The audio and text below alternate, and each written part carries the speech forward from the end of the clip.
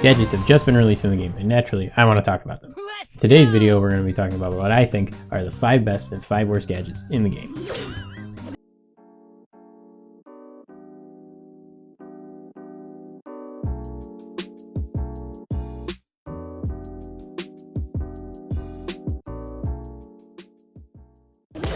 Hey YouTube, Jam here. Welcome back to the Gaming Station. So, with the release of Gadget, some brawlers have gotten a lot stronger, and in some cases, have even got whole new abilities. While other brawlers' gadgets leave something to be desired, either because they're weak, situational, or just downright useless. Today, I want to go through what I think are the best and worst gadgets in the game.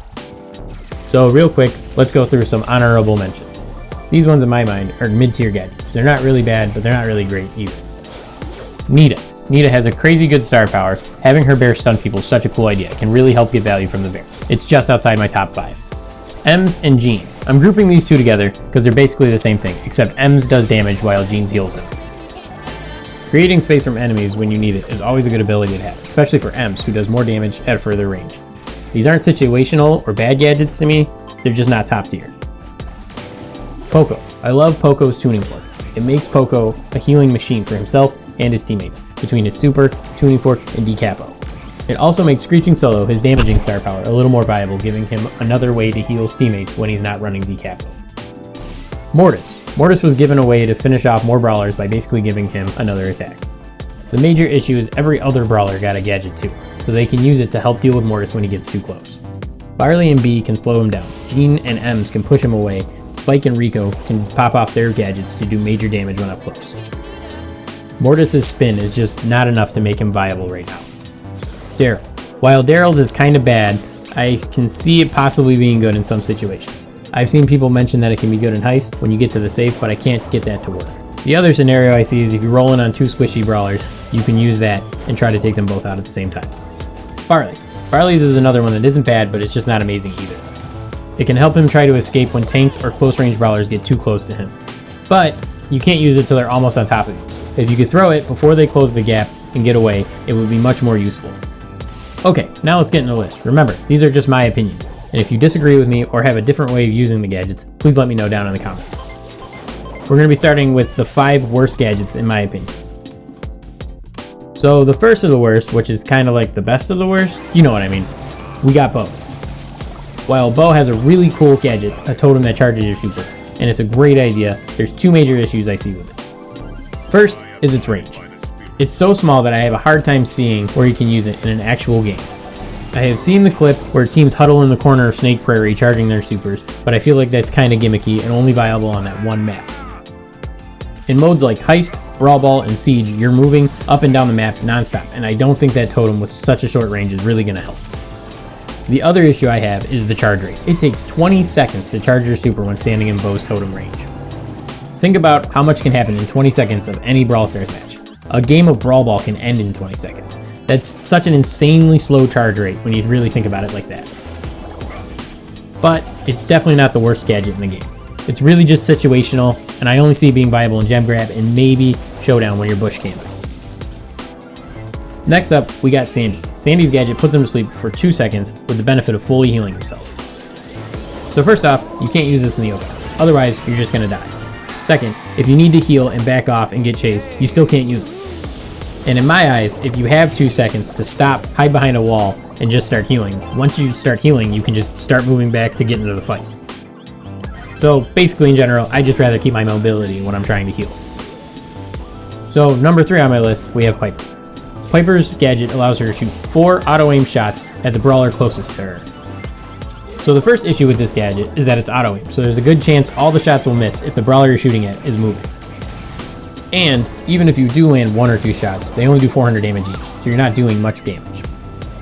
I think it's better to just back away and try to aim some of your normal shots. At least they would do more damage when you land them. Honestly, I would have rather seen her get a gadget that helps her make space between her and an opponent.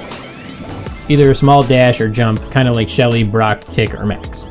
Or they could have had her hit an opponent with her umbrella that knocks him back, kind of like BB's charged attack. Okay, so number 4 is Dynamite. Dynamite's fidget spinner has him spinning around, immobile, throwing dynamite sticks all over the place. Each stick of dynamite only does 700 damage, which is about 500 less than his normal sticks of dynamite. So right away, you're doing less damage. Then take into account that you can't see the area of effect, so you don't even know if the brawler you're trying to hit is in range. And the worst part about this gadget is that most of the time you're only going to land one stick of dynamite, if you're lucky. So, with low damage and inconsistent hits, there's really no reason to ever be using this flashy gadget. And finally, the worst gadget in the game, we have Leon's. Leon's makes a clone of himself that has bot AI, runs right into an enemy, doesn't attack, and dies because it only has 1 HP. What's not to love? Really, I don't see any good uses for this gadget. Sure, it can scout a bush, or if you're lucky you can get someone to waste some ammo or a super on it, but that's about it. The bot does not attack opponents, so it's not like clones in Clash Royale that give value if they aren't dealt with. It only has 1 HP, so it will only cost your opponent 1 ammo to deal with. And it is clearly a bot, which high-level players will know right away and choose to either ignore it or just take it out with their normal attack, not their super. Leon could have had such a cool gadget, a teleport like 8-bit, or he could have snared someone kind of like a bow mine, or he could have dropped a smoke screen that would have made his teammates invisible in a certain area. But no, we got Leon's gadget that spawns a bot that does nothing for you. So those are my 5 worst gadgets. Now let's move on to my 5 best. These are ones that I see are very versatile, help cover a brawler's main weakness, or are just straight up overpowered. So number 5 of the best, I got BB's. BB's gadget lets her heal 600 health per second for 4 seconds, 2400 health overall. My favorite thing about this gadget is it synergizes with BB's star powers so well, especially batting stance. While she has her shield up, she'll take reduced damage. After she drops her shield, she can use her gadget and start healing up all the health that she lost while she was approaching.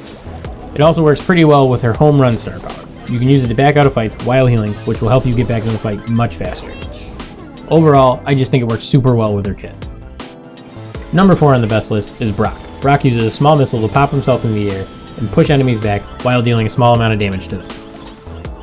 The reason I have this one rated so high is because it's an easier version to use of Dyna Jump and has a ton of uses in the hands of a skilled player. You can jump walls with it, you can make space between someone if they get in your face, and you can close gaps on a squishy brawler and burst them down. It can help Brock in so many ways, and when you master it, it can turn Brock into an amazingly versatile brawler. Number 3, I have Carl. Carl's gadget leaves a small trail of fire behind him that deals damage to enemies who touch it. The big thing about this gadget to me is that the damage stacks, and you can activate it right before you use Carl's super. Using this gadget with Carl's super allows him to quickly stack damage and take down any brawler he chooses. Combine the damage output of this with the damage reduction from Protective Pirouette, and Carl has one of the best supers in the game. I think when used right, this elevates Carl's potential significantly. Okay, so number 2 and number 1 are really a toss-up for me. I'm going to say number 2 is where it is on the list because this brawler is new, and her gadget might just seem stronger than it really is because she herself is overpowered. If you haven't guessed it, it's Jackie's. Jackie's gadget gives her a huge speed boost when activated. Jackie is fast to begin with, and when activated she becomes a monster. She can easily close gaps on ranged brawlers, and with her damage output she can take them out in normally 1 or 2 hits. Also, in Brawl Ball, if you pop her gadget right before scooping up the ball, you can more than likely just walk the ball into the goal because of the amount of health she has.